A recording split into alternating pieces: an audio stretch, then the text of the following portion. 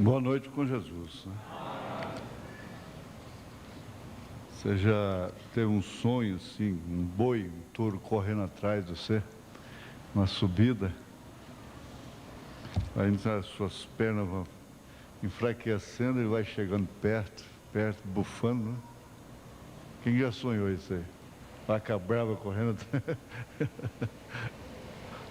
Tem dia que a gente tá assim, não é? Com as pernas bambas de tanto correr, parece que correu 30 léguas. Eu não falo léguas mais, né? Uma légua é 6 quilômetros, né? Só fala quilômetros, milhas. 30 léguas. 30 léguas são 180 quilômetros, né?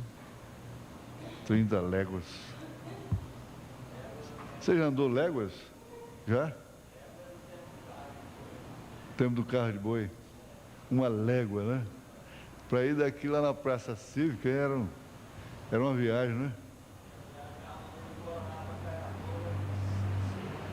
5 dias de viagem. Hoje faz numa hora. E assim mesmo ainda acha que está demorando. Pode deixar. Vamos chegar lá, nós vamos chegar. Vamos ficar de pé, irmãos. O encontro já está aí na porta, né? Às vezes a gente fica pensando, ainda falta 2 meses, falta 1 mês ainda. Daí a pouco falta 2 semanas, falta 1, falta 3 dias.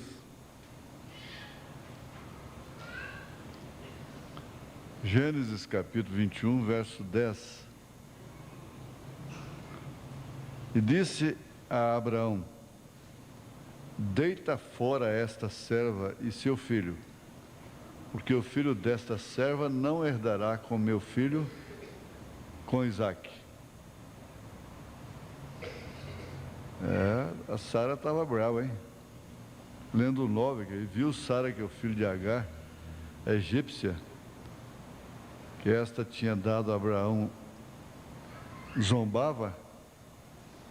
Você deita fora essa serva, o seu filho, porque o filho desta serva não herdará com meu filho, com Isaque. Senhor Deus, nós agradecemos por termos esta Bíblia e podermos abri-la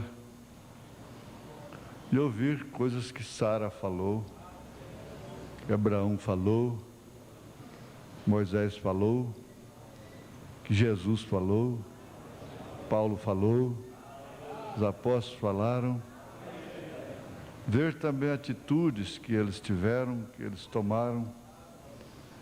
Ver de um lado uma Jezabel, um Balaão, ver do outro lado um Josué, e assim por diante. Essa Bíblia nos mostra toda essa gente, nos leva a ouvi-las e vê-las tão de perto como nunca. Pedimos, ó Deus, que nós possamos estar junto delas, ainda que seja cabisbaixos, envergonhados, como diz o profeta. Em nome de Jesus Cristo, Filho de Deus, debaixo do teu trono da graça, nós te suplicamos estas bênçãos. Amém, Senhor. Amém. Assentai-vos.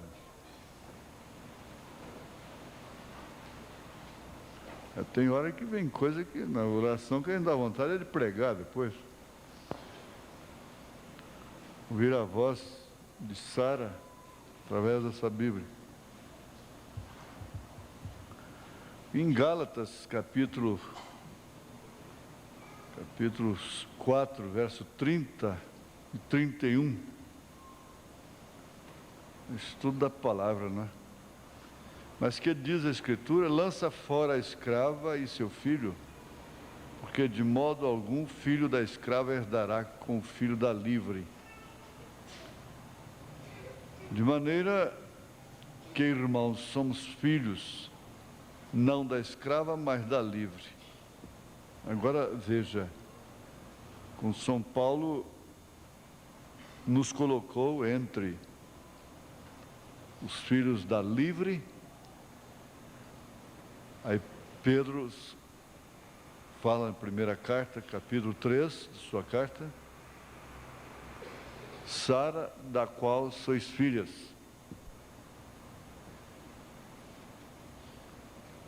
Isso tem muito a ver realmente com o nosso destino eterno, ser filho da escrava, ser filho da livre. O sistema denominacional é escrava, isso aplicando para nós os gentios. Nós sabemos que essa escrava, mesmo lá no Velho Testamento, originou os árabes, libaneses. Entre os tantos ali, tem os amonitas, moabitas e outros tantos, mas a força máxima mesmo são os ismaelitas, filhos de Ismael, com Abraão. Mas, aplicando aos gentios, como o profeta aplica, que é o sistema denominacional, é representado lá pelo Egito, e há outras aplicações que se aplicam ao mundo gentílico. Quem fica na denominação,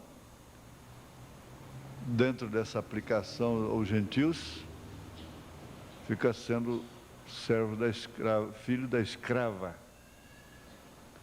Na verdade, ela está escravizada. E quem crê na mensagem de Deus, nós não podemos pedir modéstia sobre isso, porque seria até uma afronta a Deus, uma afronta ao Espírito Santo, pedir modéstia. Não quando se refere a nossas pessoas, a minha pessoa, a sua pessoa, mas quando se refere ao ministério, a palavra, a mensagem da hora, sem dúvida alguma, ninguém precisa temer, e ela enquadra dentro do que Paulo diz, mas nós que somos salvos. E agora ele diz também com essa mesma convicção, de maneira, irmãos, que irmãos, somos filhos, não da escrava, mas da livre.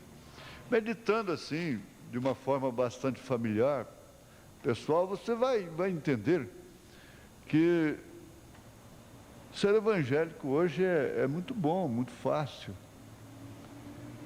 E cada um de nós aqui podia estar no mundo evangélico, numa boa denominação, num bom movimento evangélico. Cada um aqui podia estar. Agora, existe uma razão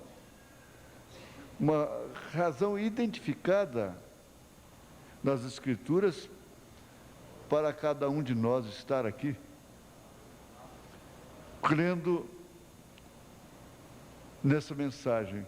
Cada mensagem que a gente estuda, cada mensagem que a gente ouve, agora há pouco, rodando a fita do irmão Brana, a gente não tem como esse homem ser falso, não existe, não tem como.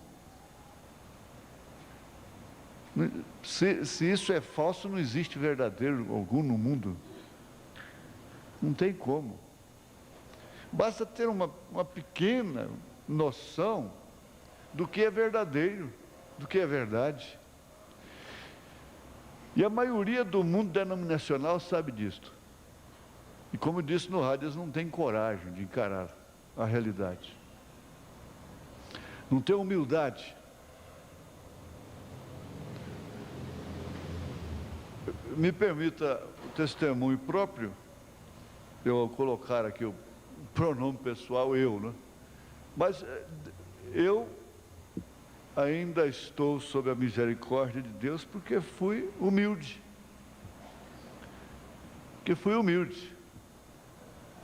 Você é humilde. E Jesus disse, humildes de coração. E não é todo mundo que é simples que é humilde. Tem gente que é simples, mas é ignorante até. Incompreensível, bruto, questionador, qualquer coisa está em contenda, não aceita de maneira alguma errar. Até tem muita gente que não aceita errar, não perdoa-se a si mesmo. A essas alturas não perdoa ninguém também.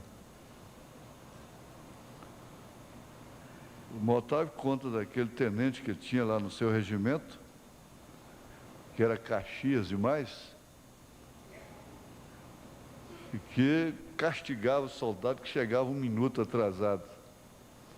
E um dia ele próprio chegou 5 minutos atrasados, ele próprio teve que se recluir, teve que se prender. Ele era tão duro, tão queixo duro, que ele, para dar exemplo, ele próprio se meteu na grade, porque chegou atrasado. A Bíblia diz: não seja demasiadamente injusto. Isso quer dizer, não perca a noção de que vocês vivem uma dimensão humana, e que, portanto, não é que tem que ser frouxo, frouxa, mas é que tem que ser maleável. É outra coisa muito diferente. O fato do ouro ser maleável não o desvaloriza, pelo contrário, é que permite, então, que ele seja moldado, se transforme em joias diversas, milhares de formas. O que não acontece com o latão. O bronze, ele não é maleável, então já é mais custoso, mais difícil, tem que ser mesmo uma forma, uma coisa muito custosa, e quebra, o latão quebra. Agora, esse povo que herdou de Ismael, de Agar, é um povo duro, é um povo forte. Nós sabemos que quando Agar foi lançada fora, em obediência a Sara, Abraão fez isso, porque na verdade estava havendo uma contenda muito grande, e aquilo não ia dar certo mesmo. Apesar que o meio alternativo foi a precipitação dela, não é? Foi ela que se precipitou. Ela não esperou em Deus e arranjou um filho através da serva Agar. Deu a serva para o marido. E quando ela estava lá no deserto, a ponto de morrer mesmo com a criança, Deus veio, o anjo do Senhor veio e cuidou da criança, cuidou dela e fez a promessa para ela também, que ele seria forte. E desde então, ele vive no calcanhar de Israel. Há um porquê eles serem ricos em petróleo. Israel que tem areia, tem garra, faz laranja, produzir a melhor laranja do mundo em areia.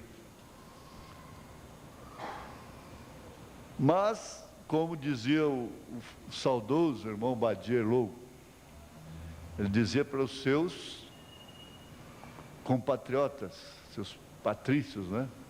Diz: olha, nós somos filhos de Ismael, filhos de Abraão, mas com Agar. Israel, que é filho de Sara. Não sei como é que eles mataram ele. Eles não aceitam isso de jeito nenhum. É a mesma coisa no mundo denominacional. Eles não aceitam isso aqui de forma alguma, a menos que haja humildade para refletir, a menos que haja humildade para escutar, para examinar.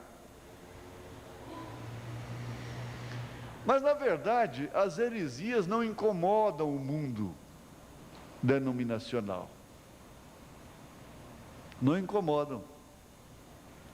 Os mormons, os espíritas, E todo esse povão, e não incomoda o mundo denominacional, mas a mensagem incomoda. Mas se não é de Deus, por que se incomodar? Se eu não sou de Deus, para que então ser espreitado? Eu não sou de Deus. Deixa para lá. Deus se encarrega disto. O profeta não é de Deus? Deixa para lá. Quantos outros profetas têm surgido no mundo? Na época do irmão Branham, mesmo ele disse que havia um profeta, um homem que se dizia profeta. Só que ele nunca revelou a palavra. E o único povo que se encontra condenado, envergonhado, hoje é o povo da mensagem, os genuínos eleitos, é que se encontra reprovados. É a reprovação por causa da palavra. É um tema de uma mensagem que ele pregou. Reprovação por causa da palavra. Eu sou um homem reprovado. Se você examinar direitinho, sem dar lugar a um espírito religioso, de alta acusação, de coisa assim, você diz, não é verdade, também sou uma moça reprovada, um moço reprovado, um homem reprovado. Por quê? Tudo que a gente conhece é cristalino, é puro, é verdadeiro. E nós não temos como nos enganar a nós mesmos. Mas nós sabemos separar a casca da semente. Por isso ele pegou, a semente não herda com a palha. A semente não herda com a palha. A partir do parágrafo 98. Porém, ainda eles não são a semente que está prometida a vir. Falando de boas pessoas. Tampouco foi Sara. Sara não foi a semente. Tampouco foi Agar. Agar não foi a semente. Nem o foi Sara. Ou nem Maria foi a semente.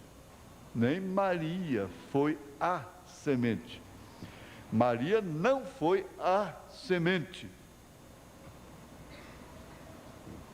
Ela foi uma portadora da semente. É muito fácil, só pegar um arroz, um grão de arroz. Você tem a casca, tem a tricasca e a polpa, né? Você tira a casca, tira a entrecasca, que é o alimento, dá para os porcos, para os cavalos e come o amido, que é a polpa. Depois, é assim que a sabedoria humana faz. A natureza é uma Bíblia revelada.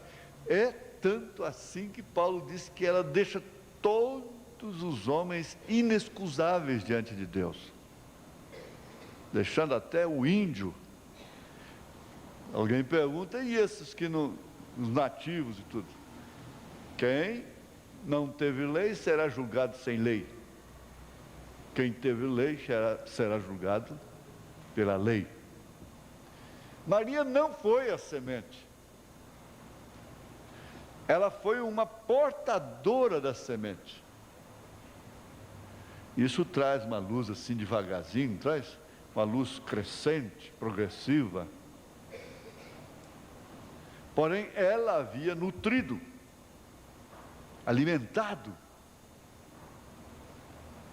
trazido de sua matriz, estava dentro dela,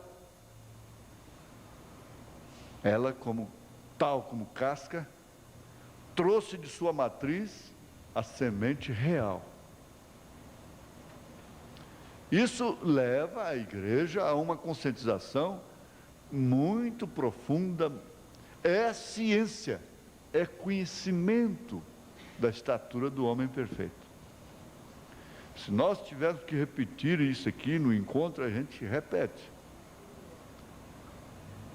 Porque vocês sabem que essas coisas vêm por inspiração divina.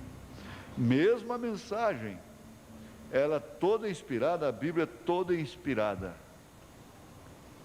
Mas as pessoas que não têm ofício para isto, pega as coisas tudo fora de hora, fala as coisas tudo no espírito diferente do que a própria mensagem fala. É necessário que haja ofício para isso. E são poucos os ofícios no mundo para isso. Veja, a casca não é a semente. Tem necessidade de provar para uma criança que a casca não é a semente? Não precisa. A própria criança que já passou aí para a idade da consciência, já sabe, ele pega um abacate, o menino, a menina, pega um abacate, tem a casca, tem a polpa e tem a semente. A semente está lá dentro. Então, está mais perto da semente, está abraçada ao redor da semente. Ela está sendo uma portadora da semente. Bem atrás do talo, a vida está regada através do talo.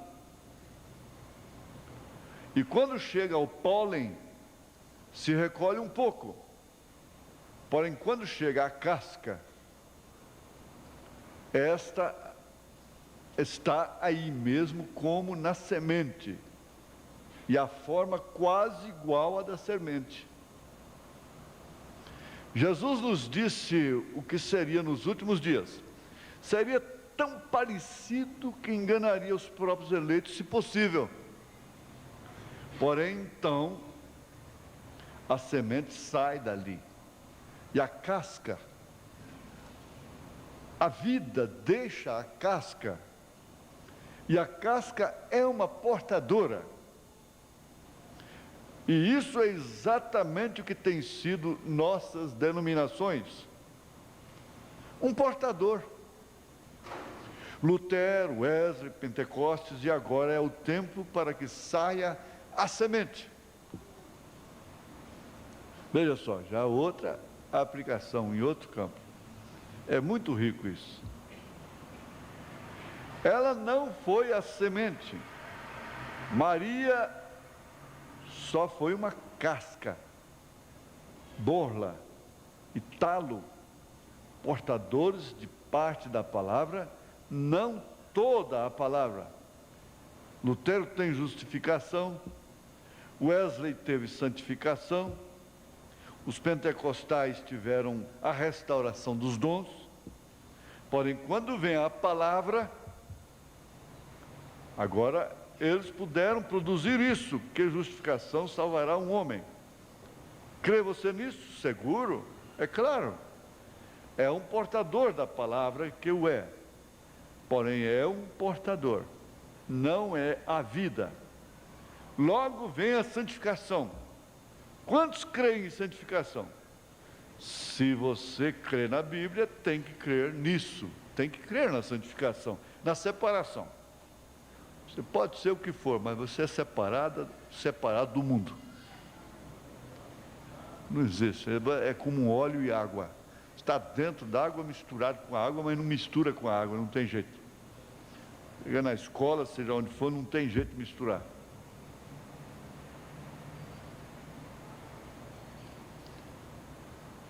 É um pouquinho mais parecido. Isso são duas palavras mais. Porém, logo vem Pentecostes, a restauração dos dons. Falando em línguas, eles o chamaram a evidência inicial que trouxe o quê? A casca. A evidência do batismo do Espírito Santo. Falharam redondamente, mas na verdade, como a ênfase era esta, as pessoas se santificavam buscando os dons. Então eles tinham vidas pias e retas, separadas. Hoje não, hoje eles são senadores, eles são deputados, são políticos, falando língua estranha e outras coisas que não precisamos falar. Porém, eles se denominaram. Mas quando você chegar a dizer, eu e meu Pai somos um, aí está o grande desafio de São João capítulo 14.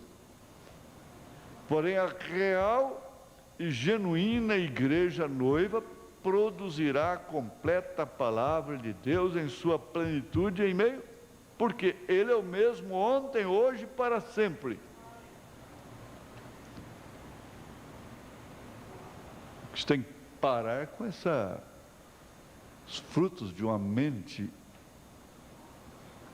enegrecida, tacanha, ridícula. A carne e o sangue não herdam o reino dos céus porque é casca. Mas dentro dessa casca há uma semente. Cabe sempre, sempre, isso vai ser repetido 1 milhão de vezes aqui. Quando ele estava lá com a sua filhinha, moribunda, com a mulher morta, a esposa morta no necrotério,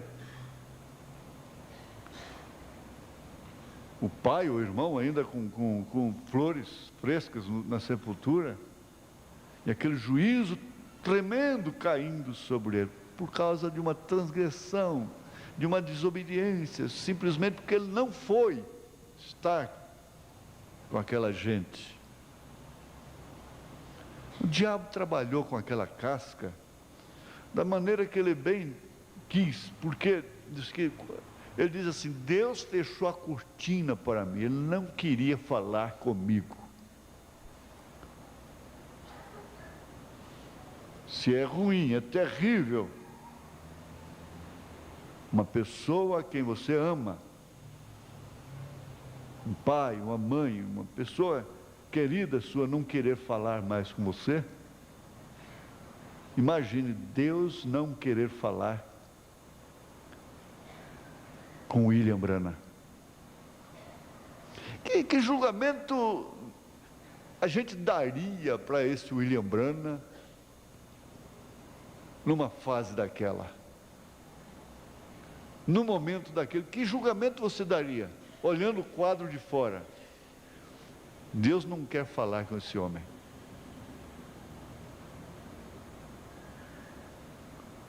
Aí então ele disse que quando Deus não quer falar com você, então é hora do diabo falar. Ele é oportunista. E ele trabalha ininterruptamente, dia e noite, para criar exatamente uma situação de que você possa ouvir a sua voz, seus argumentos, suas razões.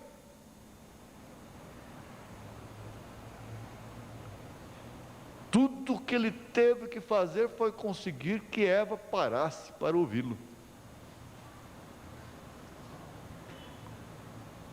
É tudo o que ele precisa, é que ela pare para ouvir. Aí é fácil, água mole em pedra dura, bate até que fura.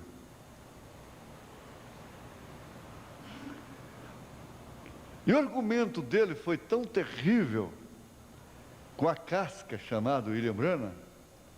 Veja só, o profeta diz assim, não adiantava Satanás vir com o argumento que Deus não existe, porque bem ele sabia que eu já conhecia Deus pessoalmente. Então esse argumento, o diabo sabe que não adianta, ele sabe que a arma que ele usa.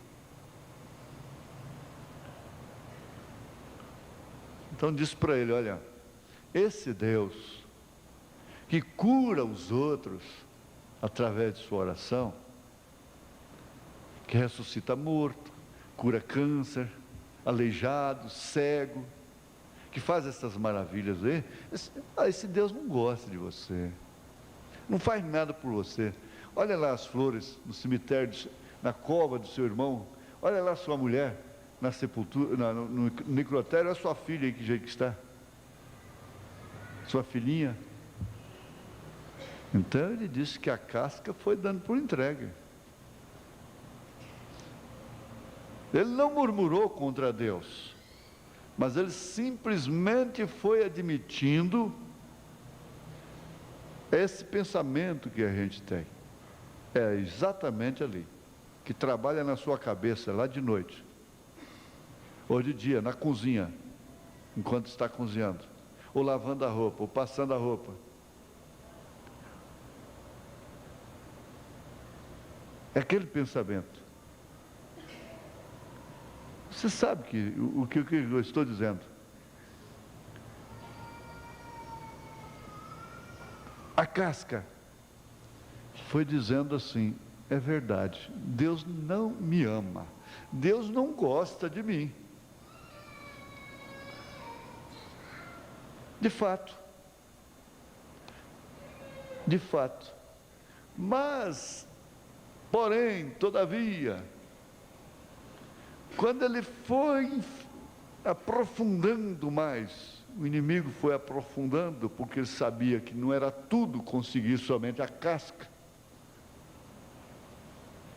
Ele tinha que conseguir alguma coisa lá de dentro. Aceitar uma coisa no coração é um perigo.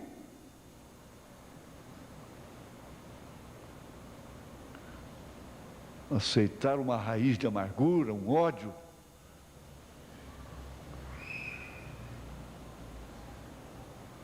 Uma mulher, um homem, um dinheiro.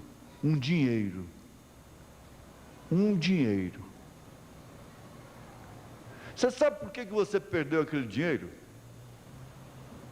É porque ele nunca seria uma bênção para você.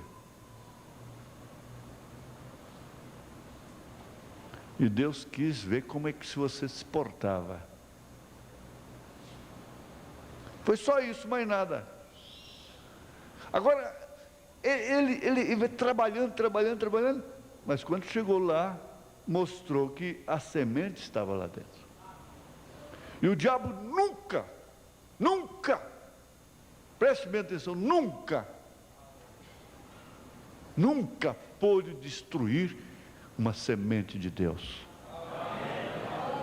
Aí você não tem como fugir do caso de Jó. A casca estava podre, fedendo. Mas quando a mulher dele disse: amaldiçoa este Deus e morre. O que ele disse? O que foi que a semente disse? Teu lugar é entre as loucas. Quando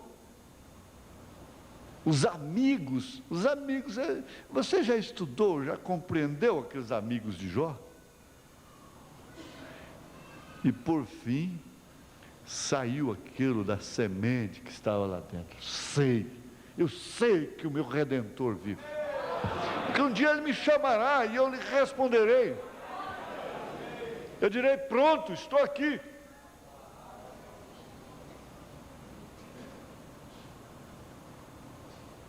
Não tem como, gente, não tem como pensar que a semente de Deus possa se perder. É chocar frontalmente com São João capítulo 10, quando Jesus disse que ninguém pode arrebatar suas ovelhas de suas mãos.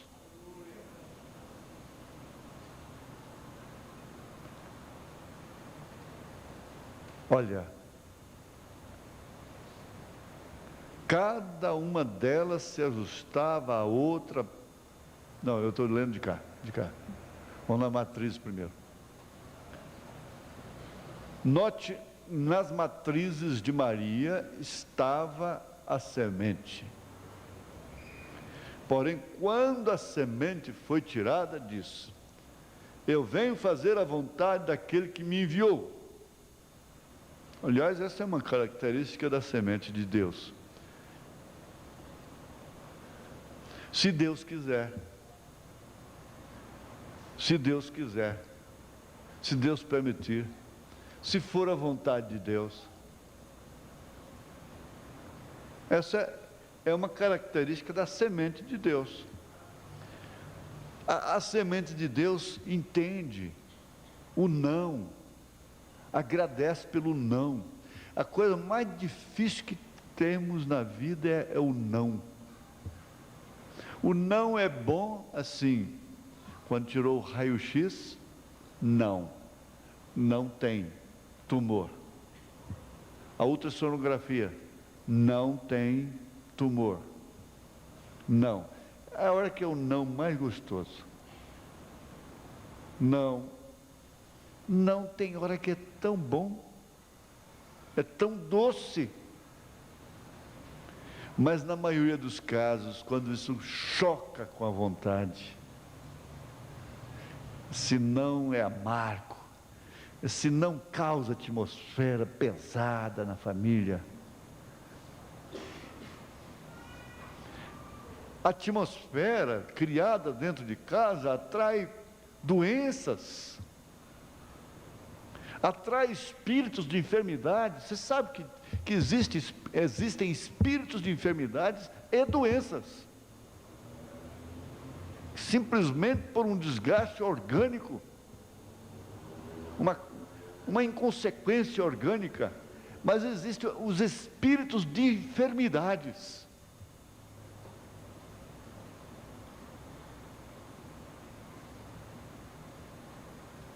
E num culto como esse, a pregação da palavra expulsa os espíritos de enfermidades. No culto doméstico você expulsa espíritos de enfermidades. Na atmosfera gostosa do lar, na compreensão, mesmo num diálogo meio fervente, cria atmosfera para a compreensão, para a atuação do bom senso, para a demonstração da paciência, para a demonstração da humildade, da submissão, da compreensão. Então aquilo gera uma atmosfera que traz saúde.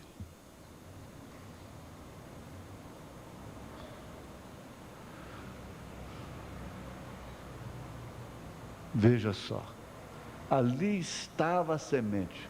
Qual de vocês pode me acusar de incredulidade? Ele está se referindo exatamente à semente da mulher, que esmagaria a cabeça da serpente. O que a Bíblia tem prometido que eu faria, eu fiz. Deus o tem verificado por meio de mim. Ele disse: quem pode dizer a mim agora, a semente, porém a semente em Maria, a casca, estava perto de ser isso, porém não era, estava ainda na matriz. E na era pentecostal, através da era luterana, era wesleyana, tem sido a mesma coisa. Durante esta era pentecostal, veio um crescimento, porque os evangelistas, têm que ficar bem atualizados com isso. É da lavoura que explica, porque, na verdade, há uma interrogação sincera. Gente, então, o que será dos nossos pais, daqueles que morreram sob Lutero, nas eras passadas? Então eles estão perdidos, eles não batizaram em nome de Jesus Cristo, eles creram na Trindade, eles morreram crendo naquilo. Aí é onde você mostra essa lavoura que Jesus pregou, que Jesus falou. Parece que é São João 13, né? A semente cai, o grão de trigo cai, ele morre e brota de novo. E isso vem vindo assim através das eras, dessas 3 últimas eras, esses 3 últimos estágios que falam exatamente das três etapas do parto, que é precedido por água, justificação, sangue, santificação, e a vida, que é o Espírito. Então, ninguém mais do que nós tem a consciência do que realmente crê, do que realmente está vivendo. A que horas estamos vivendo? Não é hora viçosa, muita gente quer se sustentar pelo viçoso, quer ser tangido pela brisa, pelo vento, com facilidade. Não. A hora não é viçosa, a hora é seca. Compare a vida de Abraão com Sara, é a nossa vida. Enfraquecendo, envelhecendo, envelhecendo. Nós simplesmente estamos crendo na promessa. Só isso, mais nada.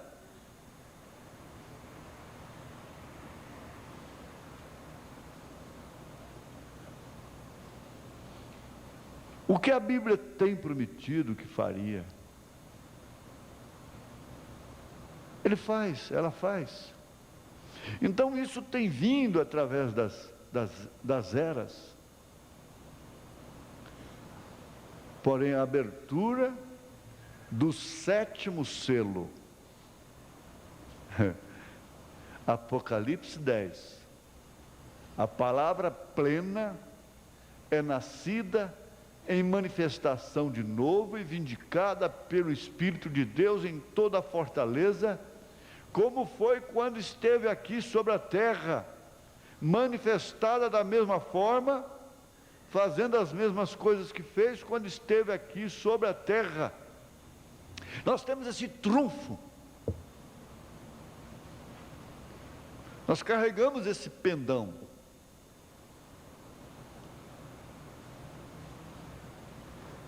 que São João, capítulo 14, São João, capítulo 14, verso 12, na verdade vos digo, disse Jesus, que aquele que crê em mim, também fará as obras que eu faço, e as fará maiores do que estas, porque eu vou para o meu Pai. O irmão Branham é esse. Nunca ninguém na terra, desde que existe homem na terra, fez tantos milagres, tantas maravilhas, com tanto poder sobre a natureza, animais, pessoas, como William Branham. Nunca. Nós não conhecemos 10% do ministério desse homem. Nós não conhecemos 10%.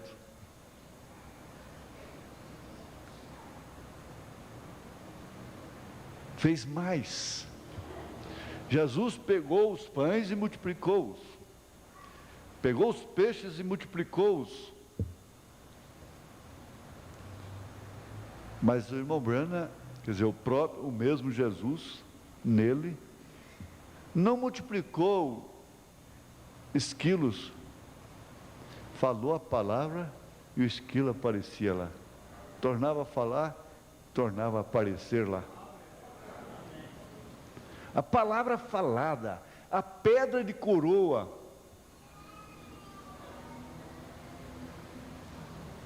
jamais estaria a petulância, a arrogância, a ilusão de pensar que sou como William Branham, que eu posso ter o engraxate dele. Jamais. Agora, só uma coisa, ele diz, foi um homem ungido, e agora é um povo ungido. Ungido, bem entendido, para crer na palavra. Porque pode ter ungido no mundo de todo jeito. Mas ungido para crer, não são todos. Ungido para crer na palavra. Isso deve te confortar. Isso deve ser uma resposta. Isso tem que tirar aquela amargurazinha que vem no seu coração ao sair de casa. Bane, tira isso, ó. Esqueça, não tome conhecimento. Está com interrogação acerca do seu marido? Tira isso, joga fora. E só vai piorar a situação. Joga fora. Esquece isso.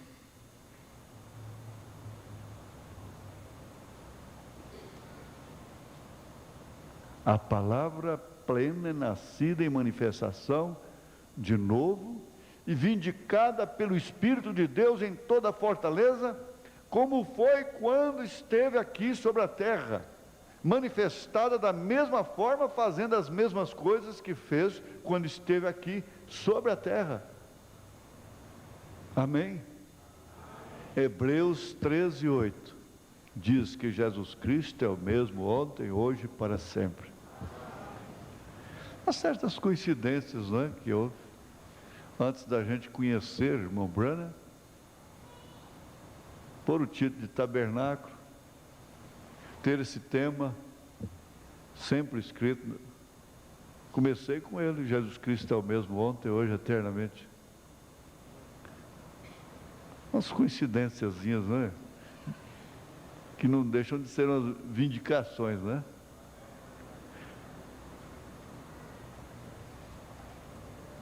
Em São Lucas 17, verso 30, Jesus disse: nos últimos dias, como foi nos dias de Sodoma, quando o Filho do Homem estará se revelando a si mesmo de novo, será a mesma coisa.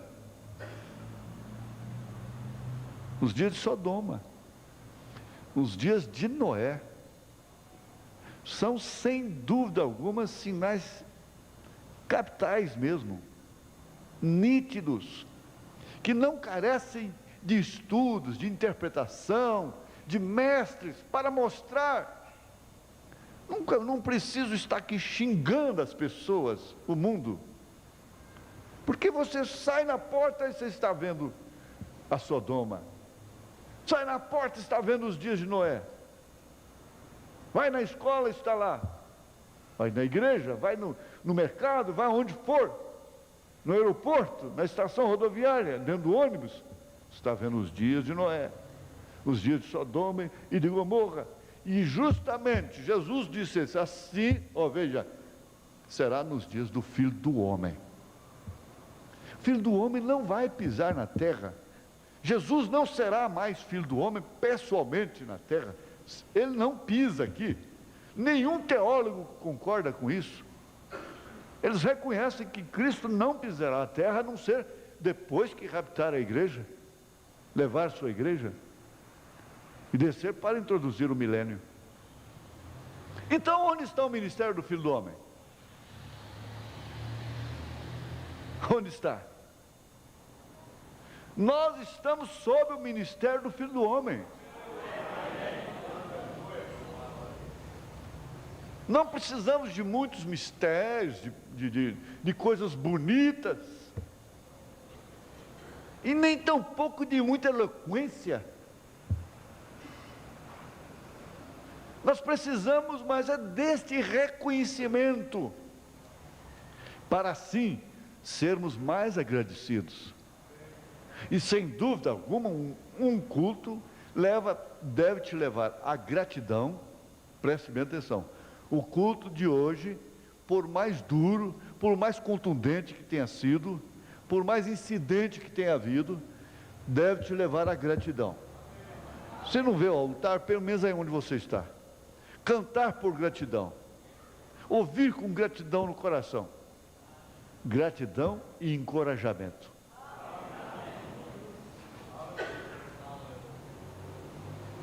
É um mistério, sim, é um mistério. Se uma sessão, se uma novela, se um jogo de futebol,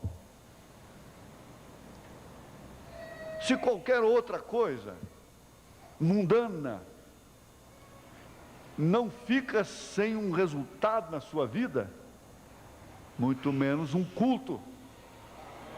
Muito menos um culto, porque se trata de aguar, regar uma semente que está ali dentro. O sol está causticante, nós estamos num deserto assolador.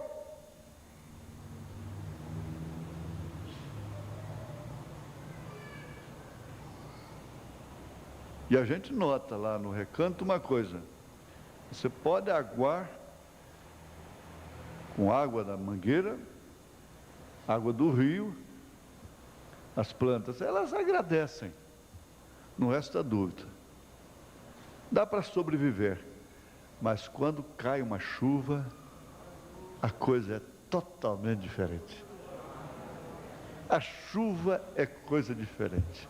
E Deus reservou essa chuva de ensinamento da palavra para a sua lavoura, para você, para nós. Aleluia.